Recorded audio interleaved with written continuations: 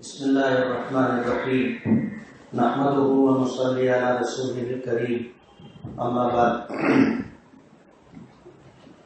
قال النبی صلی اللہ علیہ وسلم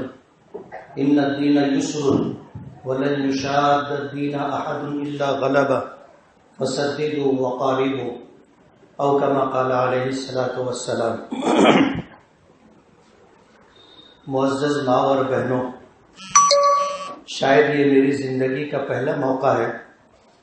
کہ میں براہ راست آپ لوگوں سے گفتگو کر رہا ہوں۔ حالات کچھ اس طرح کے ہو گئے ہیں کہ مسلم پرسنل لا بورڈ کے اکابرین، دارالعلوم دیوبند کے محتمین، اراکین شورا، اساتذہ کرام، ملک بھر کے ملی تنظیموں کے ذمہ داران نے اس بات کو محسوس کیا کہ اب ہم لوگوں کو براہ راست اپنی ماؤں اور بہنوں کو ساتھ میں لے کر کے حکومت وقت کو یہ بتانا ہے کہ ہم ہمیشہ مردوں کے ذریعے سے اسلام کو لے کر کے آپ سے دو ہاتھ کرتے رہے، لیکن واقعہ یہ ہے کہ اسلام کا کوئی بھی قانون ہو، چاہے بظاہر سماج کے کسی ایک طبقے کے خلاف لگتا ہو، لیکن مسلم خواتین بھی ہمیشہ اپنی شریعت کی پاسداری کے لیے پیش رہی، کبھی ایک قدم پیچھے نہیں رہی۔ ہم نے ہمیشہ اس بات کی کوشش کی ہے کہ ہم اپنی ماؤں بہنوں کو،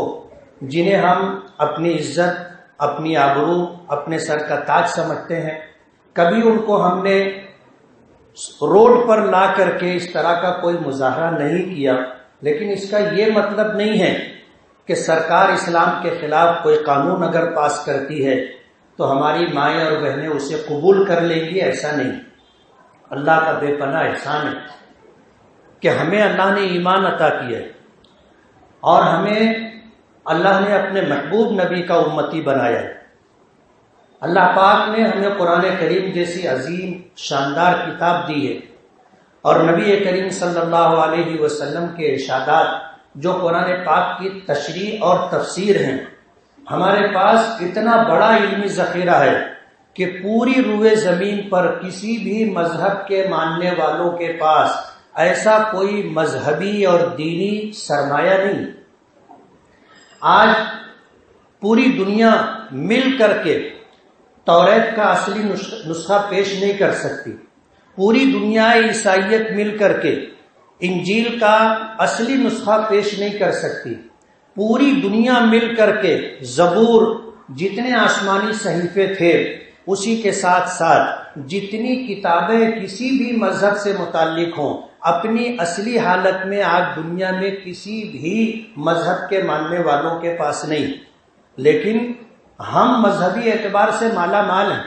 اللہ پاک نے ہمیں قرآن کریم دیا جس کی حفاظت کی ذمہ داری اللہ نے خود لی، بندوں پر ذمہ داری نہیں ڈالی۔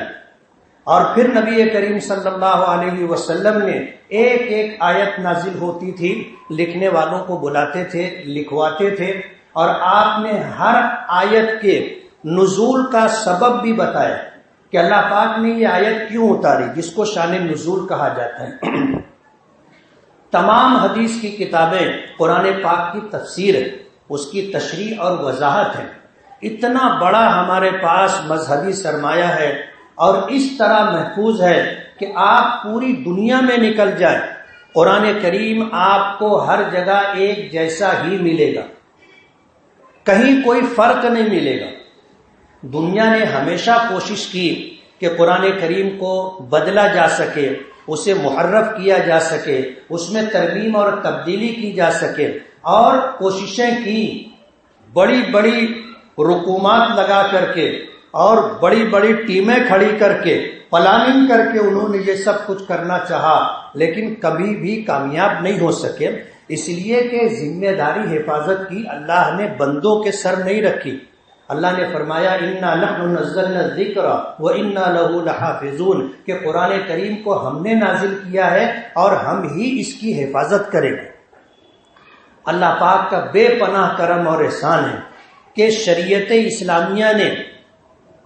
مسلم خواتین کو جو حقوق عطا کیے ہیں پوری دنیا میں کسی مذہب نے ہماری ماؤں اور بہنوں کو وہ حقوق نہیں دیے۔ میں تفصیل میں جانا نہیں چاہتا، لیکن چند باتوں سے آپ اپنی اہمیت کا، قدر و قیمت کا اندازہ کر سکتے ہیں کہ شریعت نے آپ کو کیا عزت دی ہے، کیا مقام دیا ہے۔ نبی کریم صلی اللہ علیہ وسلم نے فرمایا کہ کسی کے گھر اگر بچے کی ولادت ہو اور ولادت کے موقع پر جو فرشتے اس وقت موجود ہوتے ہیں، جب اللہ کی بارگاہ میں جاتے ہیں تو اللہ پاک ان فرشتوں سے پوچھتا ہے کہ کیا ہوا۔ بچی کی پیدائش ہوتی ہے تو وہ فرشتے اللہ کی بارگاہ میں عرض کرتے ہیں کہ اللہ، ایک کمزور مخلوق سے ایک کمزور مخلوق پیدا ہوئی، یعنی ایک عورت کے یہاں ولادت ہوئی اور بچی پیدا ہوئی ہے۔ اللہ پاک پوچھتے ہیں، حالانکہ اللہ کو سب معلوم ہے، لیکن پوچھتے ہیں کہ بچی کی ولادت پر ماں کا، باپ کا اور خاندان کے لوگوں کا کیا تاثر رہا؟ فرشتے کہتے ہیں کہ اللہ، انہوں نے تیرا شکر ادا کیا اور تیری اس عطا کردہ نعمت پر ان کے دل تشکر کے جذبات سے بھر آئے۔ اللہ پاک فرماتے ہیں کہ میرے فرشتوں تم گواہ رہو، میں نے ان کی مغفرت کر دی۔ بچہ پیدا ہوتا ہے، کوئی کسی طرح کی کوئی بشارت اور خوشخبری نہیں ہے۔ فرشتے کہتے ہیں بیٹا پیدا ہوا ہے، اللہ پاک کی طرف سے کوئی بشارت نہیں ہوتی۔ یہی بیٹی جس کی پیدائش پر ماں باپ ناراض نہیں ہوئے، دل تنگ نہیں ہوا، چہرہ اترا نہیں، خوشی کا اظہار کیا کہ اللہ کا فیصلہ ہے، اللہ نے بیٹی دی تو بیٹی، بیٹا دیا تو بیٹا، ہم اللہ کی اس نعمت پر اللہ کے شکر گزار ہیں، مغفرت کی بشارت ہے۔ اور یہی بچی، حدیث پاک میں آتا ہے کہ جب اپنے بلوغ کی عمر کو پہنچتی ہے، ماں باپ اس کا رشتہ دیکھ کر کے اس کا نکاح کر دیتے ہیں، تو اس کے نکاح پر اللہ پاک ماں باپ کے لیے مغفرت کی بشارت دی۔ یہی نکاح کے بعد بچی جب ماں بنتی ہے تو اللہ نے اس کے قدموں کے نیچے جنت رکھی۔ آپ اندازہ نہیں کر سکتے، ماں کی شکل میں، بہن کی شکل میں، بیٹی کی شکل میں، بیوی کی شکل میں اللہ پاک نے، ہمارے آقا جناب رسول اللہ صلی اللہ علیہ وسلم نے آپ کو جو عزت اور سرفرازی عطا کی ہے، دنیا کے کسی مذہب میں نہیں۔ آج پوری دنیا انہی مدوں کو لے کر کے پریشان ہے، اور اس طرح کے جو حالات جو ہمارے ملک میں پیش آ رہے ہیں یہ نئے نہیں ہیں، ہم سے پہلے دیگر ملکوں میں اس طرح کے حالات رہے، اور آج اسلام کی طرف لوگوں کا عمومی رجوع ہے۔ دنیا چین و سکون کی تلاش میں ہے، دنیا اپنی عزت نفس باقی رہے اس کی متلاشی ہے۔ ایسے حالات کے اندر لوگوں کو مسلمانوں سے نہیں، اسلام سے خطرہ محسوس ہو رہا ہے، اور یہ بہرحال ہے اور رہے گا، اس لیے کہ ہمارے آقا جناب رسول اللہ صلی اللہ علیہ وسلم نے فرمایا ہے کہ لا یبقى علی ظہر الارض بیت مدر ولا وبر الا ادخلہ اللہ الاسلام بعز عزیز او ذل ذلیل، کہ روئے زمین پر پوری دنیا میں کوئی کچا یا پکا گھر باقی نہیں رہے گا، لیکن اسلام کی بات وہاں پہنچ کر کے رہے گی۔ قبول کرنے والے چاہیں تو عزت سے قبول کر لیں، ورنہ انہیں ذلیل ہو کر کے قبول کرنا پڑے گا، یہ اللہ کا فیصلہ ہے، اور دنیا کی کوئی طاقت اللہ کے فیصلے کو بدل نہیں سکتی۔ آج اسلام کو لے کر کے پوری دنیا میں جس طرح کی سازش رچی جا رہی ہے، پلاننگ کی جا رہی ہے، اور تمام باطل طاقتیں متحد ہو کر کے اسلام اور مسلمانوں کو جس طرح نقصان پہنچانا چاہتی ہیں، یہ در حقیقت ان کی احساس کمتری ہے۔ ایک قسم کا انجانا سا خوف ہے ان کے دلوں میں کہ کیا ہوگا، اور یہ خوف ان کے دلوں سے نکل کر کے ان کی زبان پر آ بھی جاتا ہے۔ اس لیے در حقیقت ان کو خوف ہے اپنے مٹ جانے کا، اپنے ختم ہو جانے کا، ان کے مذہب اور کلچر کے ختم ہو جانے کا انہیں احساس ہے۔ انہی حالات کو لے کر کے ملک کی آزادی کے بعد سے آج تک جس طرح کے حالات مسلمانوں کو اور اسلام کو لے کر اس ملک میں پیدا کیے جاتے رہے، انہی حالات کو دیکھ کر کے ایک وقت تھا کہ حضرت مولانا قاری محمد طیب صاحب رحمۃ اللہ علیہ جو دارالعلوم دیوبند کے محتمم تھے، اللہ ان کی قبروں کو نور سے بھر دے، جو دارالعلوم دیوبند کے 50 سال محتمم رہے، وہاں کی جو مجلس شورا تھی اس میں حضرت مولانا سید منت اللہ رحمانی صاحب تھے، حضرت مولانا سعید احمد اکبر آبادی تھے، حضرت مولانا منظور حسن، حضرت مولانا منظور نعمانی تھے، اسی طرح مولانا ابو الحسن علی ندوی رحمت اللہ علیہ تھے۔ یہ وہ اساتین امت تھے جو دارالعلوم دیوبند کی شورا میں تھے۔ ان کے سامنے یہ بات رکھی گئی کہ حکومت اسلام میں کسی نہ کسی بہانے سے مداخلت کی کوشش کر رہی ہے، تو دارالعلوم دیوبند کی اراکین شورا نے یہ طے کیا تھا کہ پورے ملک سے ایک نمائندہ اجتماع بلایا جائے، اور حضرت مولانا قاری محمد طیب صاحب رحمۃ اللہ علیہ نے پورے ہندوستان سے نمائندہ اجتماع دارالعلوم دیوبند میں بلایا، اور یہ طے ہوا کہ ہم مسلمانوں کو اپنے مسلک کو، اپنے نظریات کو اپنی جگہ رکھتے ہوئے ایک مشترکہ پلیٹ فارم پر آنا ہوگا، اور بڑی شرح و بسط کے ساتھ گفتگو ہونے کے بعد ایک مشترکہ پلیٹ فارم، ملی مذہبی پلیٹ فارم تجویز کیا گیا، اور اسے نام دیا گیا آل انڈیا مسلم پرسنل لا بورڈ کا، اور اس کا پہلا اجلاس بمبئی کی سرزمین پہ ہوا، اور حضرت مولانا قاری محمد طیب صاحب رحمۃ اللہ علیہ کو اس کا پہلا صدر نامزد کیا گیا۔ جب تک وہ بقید حیات رہے مسلم پرسنل لا بورڈ کے صدر رہے۔ ان کے دنیا سے چلے جانے کے بعد حضرت مولانا سید ابو الحسن علی ندوی رحمت اللہ علیہ کو صدر بنایا گیا، اور ان کے دنیا سے چلے جانے کے بعد حضرت مولانا قاضی مجاہد الاسلام رحمت اللہ علیہ کو صدر بنایا گیا، اور ان کے انتقال کے بعد آج دارالعلوم ندوۃ العلماء لکھنؤ کے ذمہ دار حضرت مولانا سید محمد رابع حسنی ندوی رحمت اللہ علیہ اس کے صدر ہیں۔ آل انڈیا مسلم پرسنل لا بورڈ کے پہلے جنرل سیکرٹری حضرت مولانا سید منت اللہ رحمانی صاحب تھے۔ ان کے انتقال کے بعد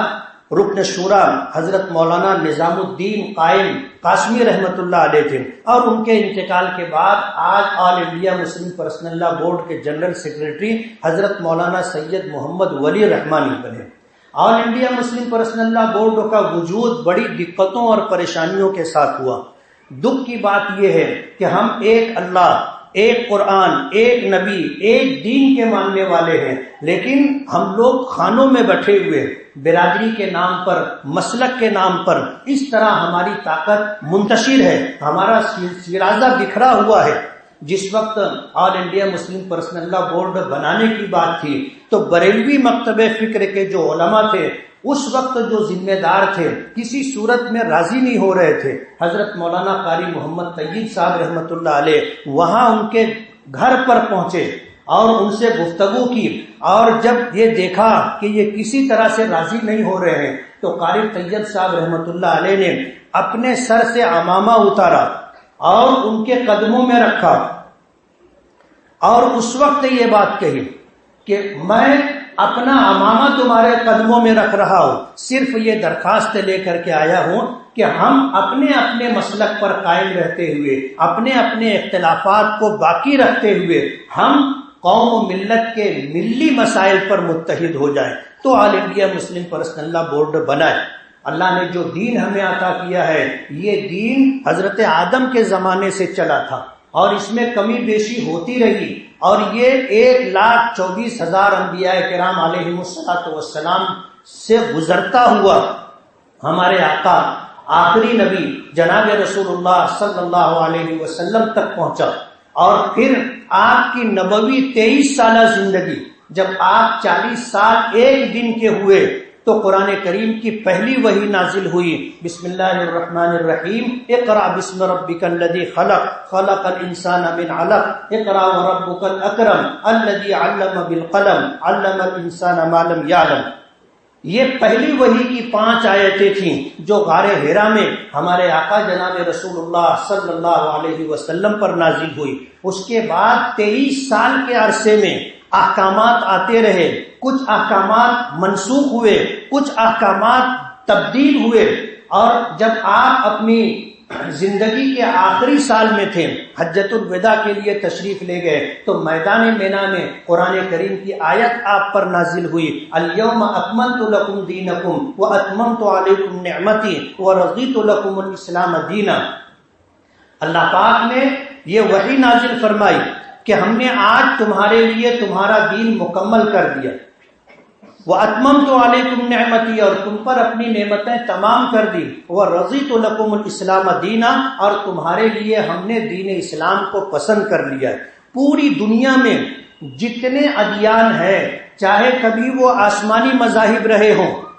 چاہے باطل مذاہب رہے ہوں، سب منسوخ ہو چکے۔ بخاری شریف کی روایت ہے، سرکار دو عالم صلی اللہ علیہ وسلم کی مجلس میں مسجد نبوی میں حضرت عمر توریت کی تلاوت کر رہے تھے۔ حضور پاک صلی اللہ علیہ وسلم نے دیکھا، آپ ناراض ہوئے، غصہ ہوئے اور آپ کا چہرہ مبارک سرخ ہو گیا۔ لوگوں نے حضرت عمر کو متوجہ کیا۔ حضرت عمر جب متوجہ ہوئے اور انہوں نے دیکھا کہ نبی کریم صلی اللہ علیہ وسلم کا چہرہ مبارک سرخ ہے، انہوں نے توریت رکھ دی اور حضور کے سامنے گئے، گھٹنوں کے بل بیٹھ گئے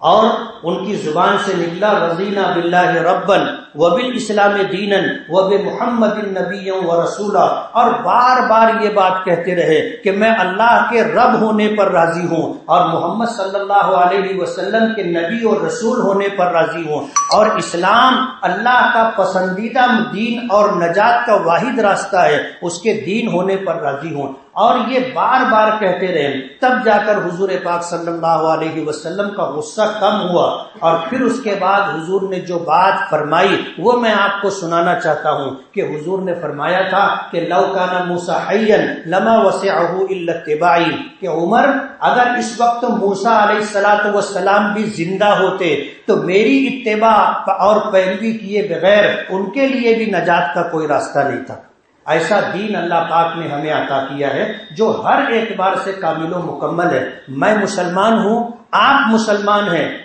اس جذبے سے میں یہ بات نہیں کہہ رہا ہوں، یہ کائنات اور پوری روئے زمین کی سچائی ہے کہ آج پوری دنیا میں کوئی ایک مذہب بھی کسی کے پاس نہیں ہے جو کسی انسان کی مکمل رہنمائی کر سکے۔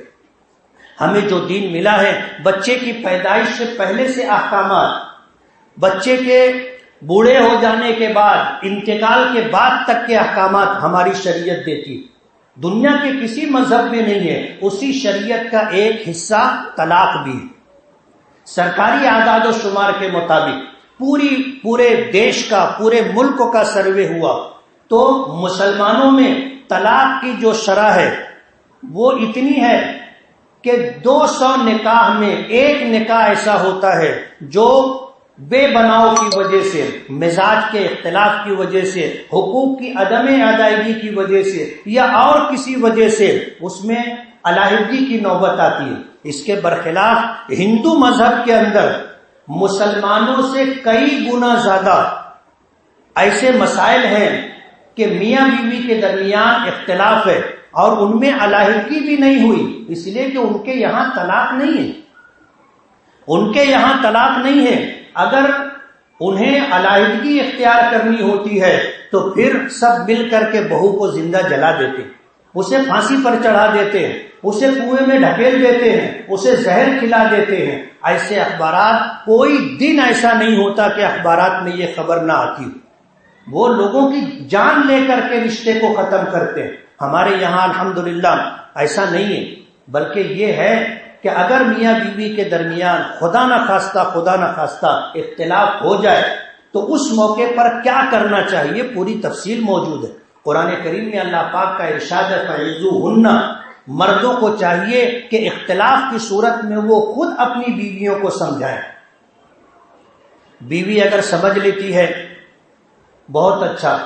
اور نہ سمجھے وَاهْجُرُوهُنَّ فِي الْمَضَاجِعِ، مردوں کو چاہیے کہ بیوی سے بستر علیحدہ کر لیں۔ اگر اس پر بھی وہ نہ سمجھے، فرمایا وَاضْرِبُوهُنَّ، تو پھر سختی کریں۔ سختی کرنے سے بھی اگر بات نہ بنے تو پھر فرمایا حکم من اہلہ و حکم من اہلہا، مرد کی طرف سے 5 حضرات، عورت کی طرف سے 5 حضرات بیٹھے، اور اللہ پاک نے اس بات کی ضمانت لی ہے ان یرید اصلاحا یوفق اللہ بینہما، اگر یہ 5 حضرات اصلاح کی نیت سے بیٹھیں گے تو اللہ پاک میاں بیوی کے درمیان موافقت کی راہ پیدا کر دے گا۔ یہ سارے مراحل مکمل ہونے کے بعد اگر پھر بھی بات نہیں بنتی ہے تو پھر شریعت کا حکم یہ ہے کہ 1 طلاق دے دی جائے، اور وہ 1 طلاق بھی دینے کے لیے تفصیلات ہیں، اور وہ تفصیلات یہ ہیں کہ بیوی کو طلاق دی جائے تو اس پاکی میں طلاق دی جائے جس میں بیوی سے قربت نہ کی گئی، حمل کی حالت میں طلاق نہ دی جائے، ناپاکی کی حالت میں طلاق نہ دی جائے، یہ تفصیلات موجود ہیں۔ لیکن آج دکھ کے ساتھ کہنا پڑتا ہے کہ مرد حضرات ان احکامات سے ناواقف ہیں، حالات بگڑتے ہیں، کچھ نادانی ہماری ماؤں اور بہنوں کی طرف سے ہوتی ہے، کچھ زیادتی مردوں کی طرف سے ہوتی ہے، بات بگڑتی ہے اور مرد طلاق کی دھمکی دیتا ہے تو عورتوں کی طرف سے یہ بات کہی جاتی ہے کہ تو اپنے باپ کا ہوگا تو طلاق دے، تو اگر اصل کا ہوگا تو طلاق دے، تو مرد ہوگا تو طلاق دے۔ ظاہر بات ہے جب اس طرح کی بات آمنے سامنے سے ہوتی ہے تو پھر طلاق ہوتی ہے، اور مرد حضرات غصے میں 3 طلاق دینے کے بعد جن حالات سے گزرتے ہیں وہ سب کو پتہ ہے، میں اس کی تفصیل میں نہیں جانا چاہتا۔ دن میں طلاق ہو جانے کے بعد جو پہلی رات آتی ہے وہ شوہر کے لیے، مرد کے لیے قیامت سے کم نہیں ہوتی،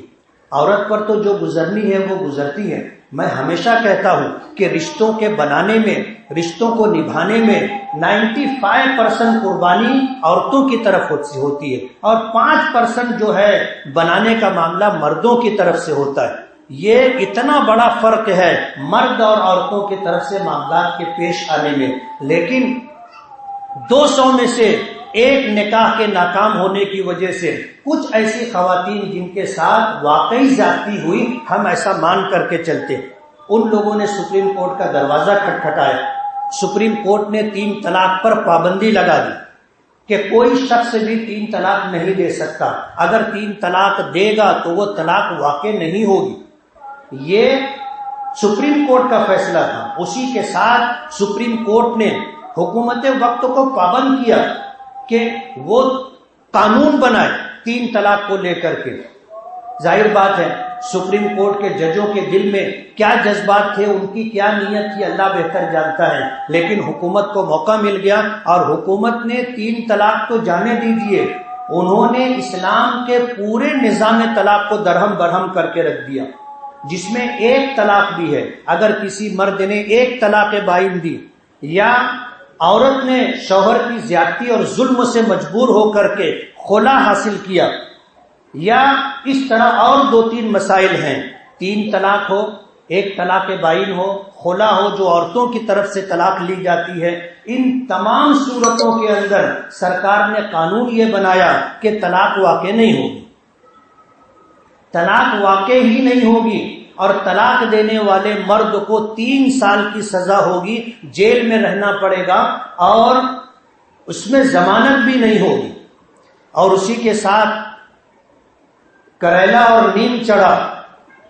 کہ شوہر کے اوپر میاں بیوی، شوہر پر جو ہے بیوی بچوں کا نفقہ بھی رہے گا۔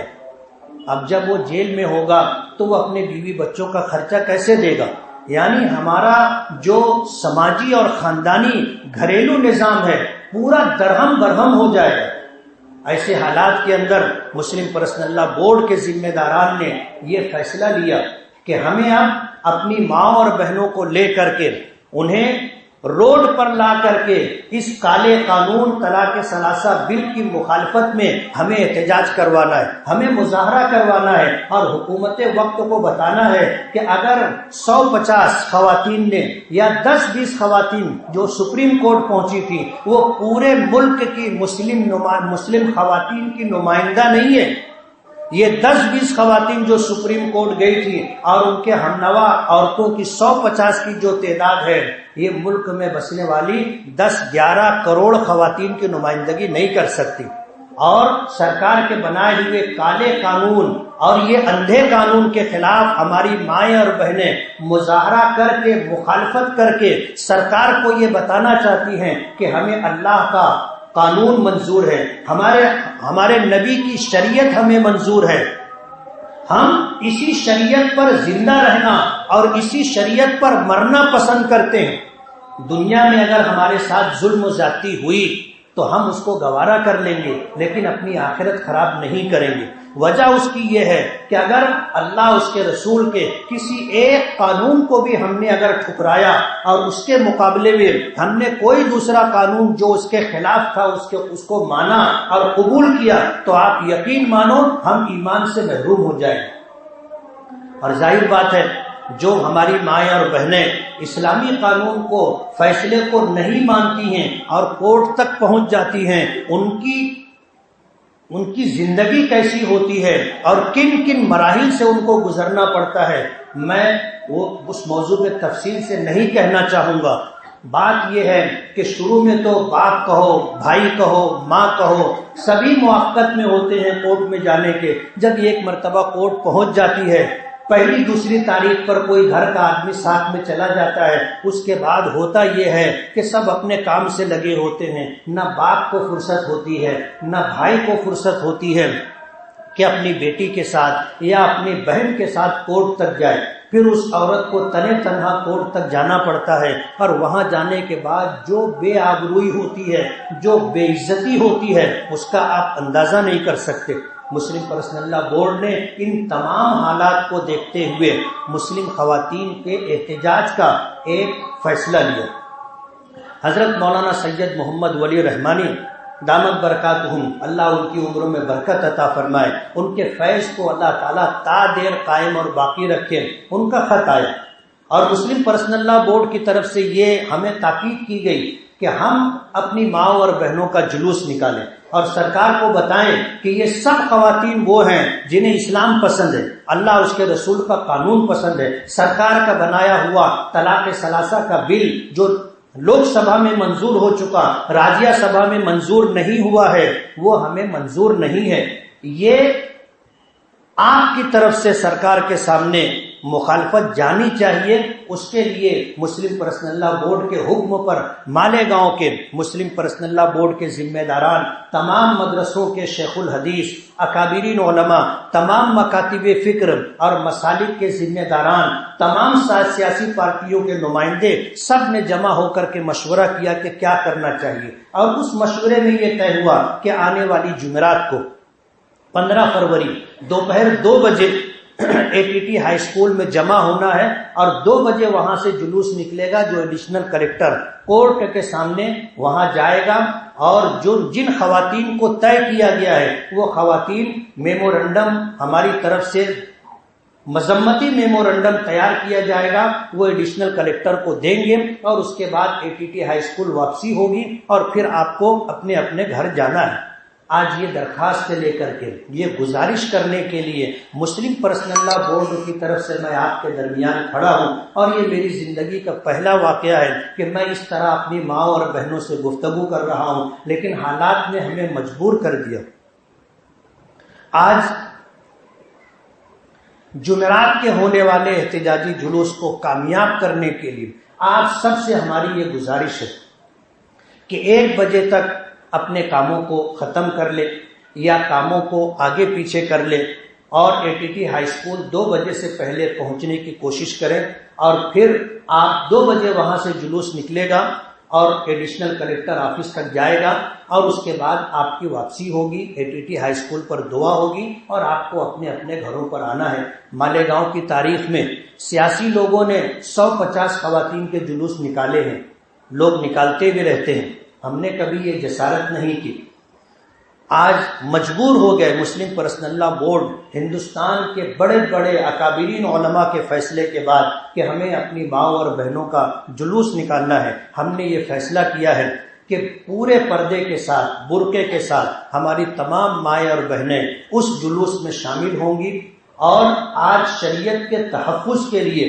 شریعت کے بقا کے لیے مسلم پرسنل لا بورڈ نے آپ کو آواز دی، اس لیے آپ کو روڈ پر آنا ہے۔ اور اس جذبے کے ساتھ آنا ہے کہ آج شریعت میں مداخلت کی جا رہی اور چور راستہ بنایا جا رہا ہے، جس سے ہماری پوری شریعت، ہمارا پورا دین اس کی زد پر ہے۔ آج اس کی حفاظت اور بقا کے لیے ہمیں نکلنا ہے۔ اگر ہم نے آج کوتاہی کی، کل قیامت کے دن اگر اللہ نے ہم سے پوچھا، ہمارے نبی نے ہم سے پوچھا کہ میری شریعت کو نشانہ بنایا جا رہا تھا، اس کا مذاق اڑایا جا رہا تھا، اس کو ختم کرنے کی کوشش کی جا رہی تھی، اکابرین علماء نے تم سے گزارش کی تھی، تم نے کیوں اس کی حفاظت اور بقا کے لیے اپنے چند گھنٹوں کی قربانی نہیں دی تھی، تو ہمارے پاس کوئی جواب نہیں ہوگا۔ آپ یقین مانیے کہ جب اسلام پر کبھی بھی برا وقت آیا سرکار دو عالم صلی اللہ علیہ وسلم کے زمانے میں، تو میدان جہاد میں جہاں جان لینا اور جان دینے کا کام ہوتا ہے، دو بدو جنگ ہوتی ہے، ہتھیاروں سے ایک دوسرے سے مقابلہ ہوتا ہے، ہمارے آقا نے ازواج مطہرات کو اپنے ساتھ میدان جہاد میں لے جا کر کے، صحابیات کو اپنے ساتھ میدان جہاد میں لے جا کر کے، آنے والی انسانوں کو، قیامت تک آنے والی ہماری ماں اور بہنوں کو یہ پیغام دیا کہ اگر کبھی اسلام پر ایسا برا وقت آئے تو مردوں کے ساتھ ساتھ تمہیں بھی شانہ بشانہ رہ کر کے اسلام کی حفاظت کے لیے اپنی ذمہ داری پوری کرنا ہے۔ آج وہی موقع، وہی موڑ آ گیا ہے، اس درد کو لے کر ہم آپ کے سامنے آئے ہیں۔ آپ یقین مانیے مسلم پرسنل لا بورڈ، جمعیت علماء ہند، دارالعلوم دیوبند، ندوۃ العلماء لکھنؤ اور اس طرح جو ملی تنظیمیں ہیں، ہندوستان بھر میں مسلمانوں کے عائلی مسائل، گھریلو اور خاندانی مسائل، مسلم پرسنل لا کو لے کر کے آج تک حکومت سے برسر پیکار، اور یہ سلسلہ آج تقریباً 45-46 سال پر محیط ہے، لیکن الحمدللہ ہمیں مایوسی نہیں، ہم کبھی بھی مایوس نہیں ہوئے۔ ہم کمزور ہو سکتے ہیں، لیکن جس خدا پر ہمارا ایمان ہے اس کو اتنی قدرت ہے، اتنی طاقت ہے کہ پوری دنیا کی باطل طاقتیں مل کر کے اللہ کے ایک فیصلے کو بدلنا چاہے تو بدل نہیں سکتی۔ اس لیے ہم مایوس نہیں ہیں اور ہم ہمیشہ حالات میں رہیں، کبھی بھی ہم کثرت میں نہیں رہے، ہمیشہ قلت اور اقلیت میں رہے، ہم کبھی اپنی تعداد میں زیادتی کے ساتھ نہیں رہے، ہمیشہ ہم کم رہے۔ آج آبادی بڑھتے بڑھتے ہندوستان کی آبادی یا پوری دنیا کی آبادی جتنی بھی ہو چکی ہو، ہر 3 آدمی کے بعد ایک مسلمان،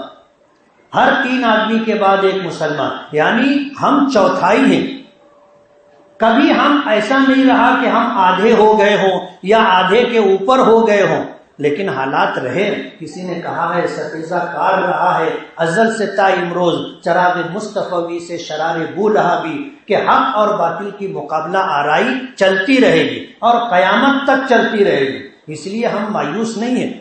حالات جس انداز سے ہیں، نشیب و فراز سے ہم لوگ گزر رہے ہیں، کبھی ہم نے راحت کے لیے رک کر کے سانس لی، کبھی پھر ہم نے چلنا شروع کر دیا، ایسے حالات ہیں۔ اس لیے اللہ نے جو دین ہمیں عطا کیا ہے یہ عین ہماری فطرت کے مطابق ہے، ہماری تمام ضرورتوں کو پورا کرنے والا ہے۔ ہم کو اس دین کے مقابلے میں کوئی دوسرا دین اور اسلام کے قانون کے مقابلے میں کوئی دوسرا قانون ہمیں منظور نہیں۔ آج حکومت مسلم خواتین کی ہمدردی کا ڈھنڈورا پیٹ کر کے اس طرح جو ہے طلاق کے نظام کو بدلنا چاہتی ہے۔ آپ سے یہ گزارش ہے کہ جلوس میں شریک ہوں، آپ کے ہاتھ میں پلے کارڈ جو ہم تیار کریں گے وہ آپ کو دیں گے، آپ کو کوئی نعرہ نہیں لگانا ہے، آپ کو کوئی آواز نہیں دینی ہے، بس آپ کو پردے کے ساتھ آنا ہے اور جلوس میں شامل ہونا ہے، جس پر لکھا ہوگا کہ ہمارا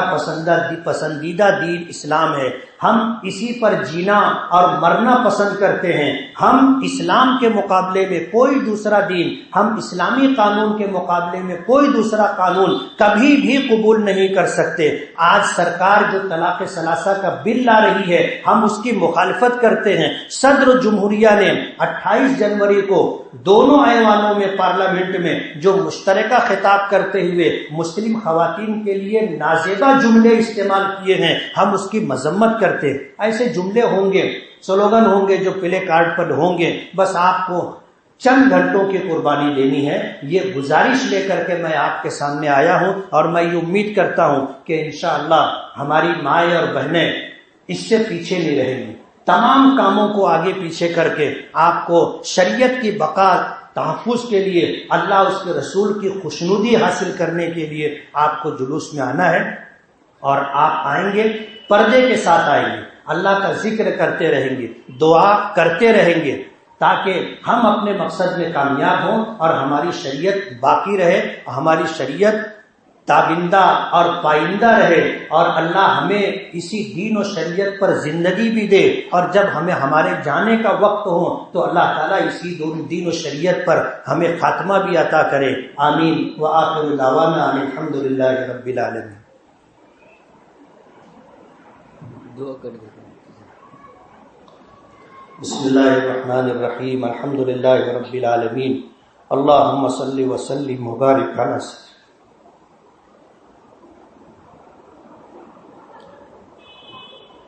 اللہم لا سہل الا ما جعلته سہلا وانت تجعل الحزن سہلا اذا شئت. لا الہ الا اللہ الحلیم الکریم. سبحان اللہ رب العرش العظیم والحمد للہ رب العالمین. نسألک موجبات رحمتک وعزائم مغفرتک والغنیمت من کل بر والسلامت من کل اسم. لا تدع لنا ذنبا الا غفرته ولا ہما الا فرجته ولا کربا الا نفسته ولا دینا الا ادیته ولا مریضا الا شفیته ولا میتا الا رحمته ولا مظلوما الا نصرته ولا مسافرا الا عافیته ولا حاجة من حوائج الدنيا والآخرة الا قضیتها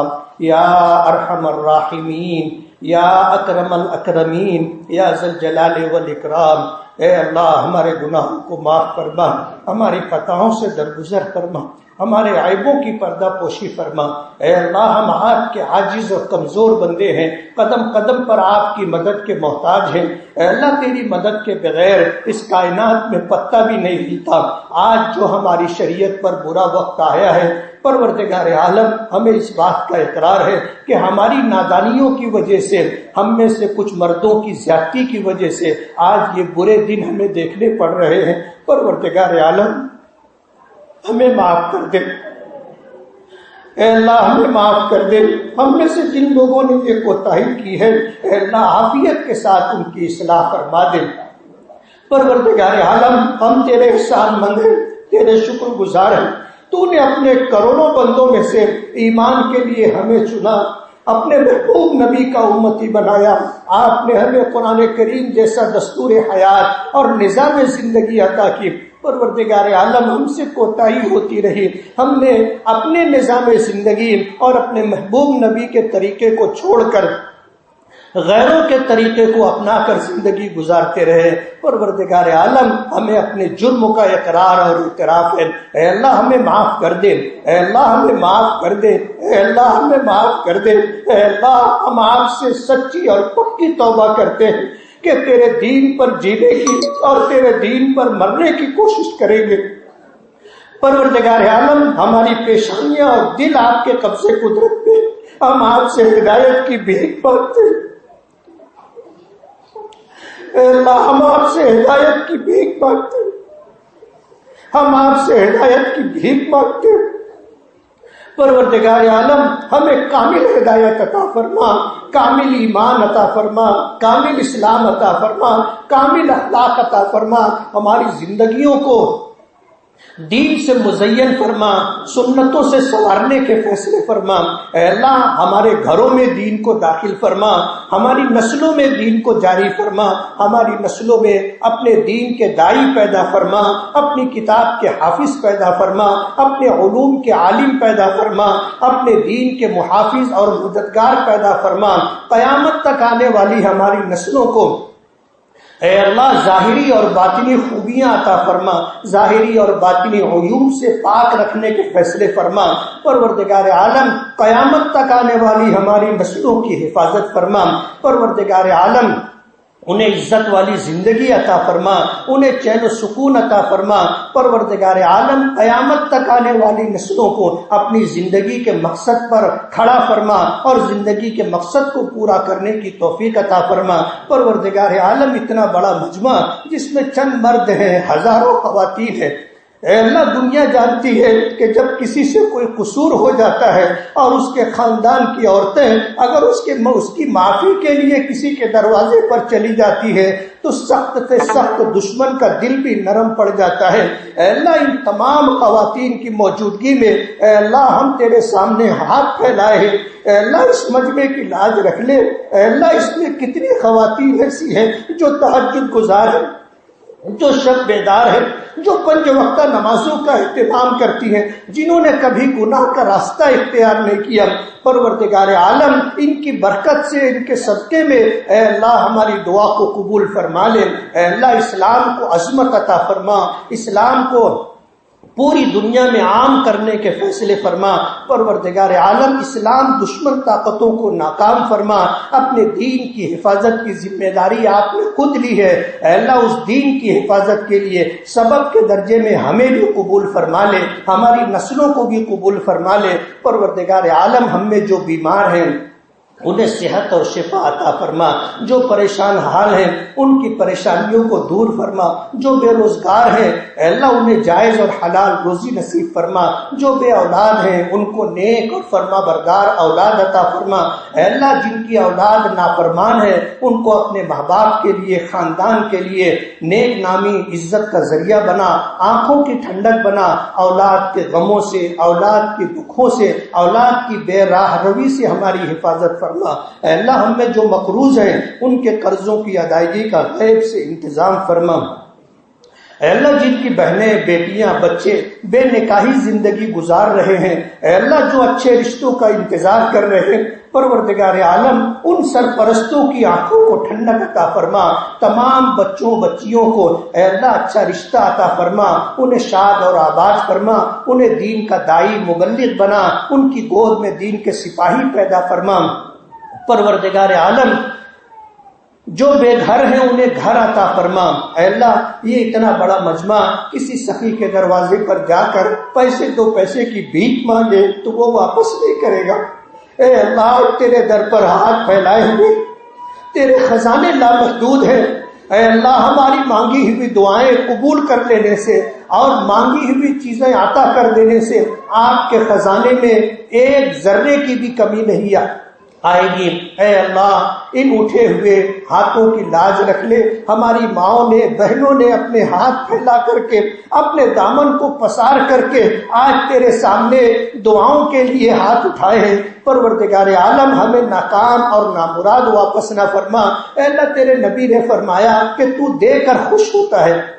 اے اللہ تو بھی دیکھ دے دے اور خوش ہو جا، اور ہمیں بھی مل جائے ہم بھی خوش ہو جائے۔ اے اللہ ایسا فیصلہ فرما۔ پوری امت کی طرف سے اپنے محبوب جناب رسول اللہ صلی اللہ علیہ وسلم کو بہترین جزائے خیر عطا فرما۔ ایمان پر ہمیں زندگی دینا، ایمان پر خاتمہ عطا کرنا، عذاب قبر سے ہماری حفاظت فرما، منکر نکیر کے سوال و جواب کو آسان فرما، پل صراط سے گزرنا آسان فرما، میدان محشر میں دستگیری فرما، اپنے عرش کا سایہ عطا فرما، اپنی نظر رحمت کا مستحق بنا، اپنے محبوب نبی جناب رسول اللہ صلی اللہ علیہ وسلم کے ہاتھوں جام کوثر پینا نصیب فرما، آپ کی شفاعت عطا فرما، جنت الفردوس میں داخلہ عطا فرما، جنت میں اپنے محبوب نبی کا پڑوس عطا فرما، جنت میں اپنا دیدار، اپنی زیارت عطا فرما، جنت میں اپنے رضا اور خوشنودی عطا فرما۔ پروردگار عالم آج تک تیرے جتنے نیک بندے گزرے انہوں نے جتنی دعائیں مانگی ہیں، اے اللہ ہمارے حق میں بھی ان دعاؤں کو قبول فرما۔ جن جن شرور و آفات سے پناہ چاہیے اے اللہ ہم تمام کو بھی پناہ عطا فرما۔ اے اللہ مانگنا نہیں آتا لیکن آپ نے مانگنے کا حکم دیا اور قبول کرنے کا وعدہ فرمایا ہے۔ اے اللہ ہم تیرے حکم کی تعمیل میں تجھ سے مانگ رہے ہیں، اے اللہ تو اپنا وعدہ وفا فرما، ہماری دعاؤں کو اپنے فضل سے اپنے کرم سے اپنے حبیب جناب رسول اللہ صلی اللہ علیہ وسلم کے صدقے آپ کی برکتوں سے ہماری دعاؤں کو قبول فرما. ربنا تقبل منا انک انت السمیع العلیم وتب علینا انک انت التواب الرحیم. صلی اللہ تعالی علی خیر خلقہ محمد وآلہ واصحابہ اجمعین برحمتک یا ارحم الراحمین.